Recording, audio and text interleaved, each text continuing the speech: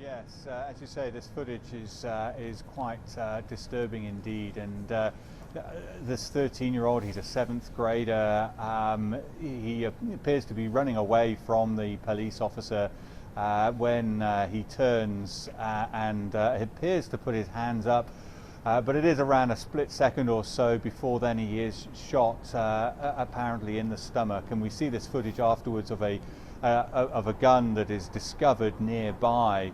It remains, though, deeply disturbing, coming, of course, after so many other high-profile police-involved killings as well. Now, Mayor Lori Lightfoot, although declining whether to say whether he had a gun or not, appealing for calm, but saying as well that we failed Adam. We can't afford to fail one more young person, and this really is one of those situations where there are some that say, well, why was he running? Why was he out potentially with a gun as well? But of course, coming on the heels of so many other high-profile deaths at the hands of police, and we've seen some of this in Chicago as well. This really is yet again another concern that there'll be yet further flashpoints that we have seen similarly over the course of the last year or so.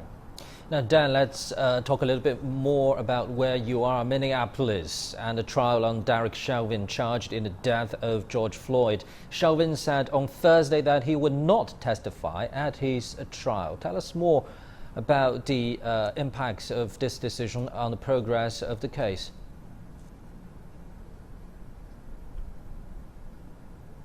Yes, it was one of those big questions going into today. Would Derek Chauvin take the stand? Will he testify? And most legal experts that I've spoken to leading up to this, they'd all suggested that it was unlikely, and so we had confirmation of that decision. Derek Chauvin deciding to invoke his Fifth Amendment right and not testify. Now, we have really only had a couple of days of evidence presented by the defence, and their case has now rested, mainly focusing on expert witnesses. The prosecution have also now rested their case. They did bring back one more witness to focus on whether carbon monoxide poisoning was an issue. That was raised by one of the defence expert witnesses.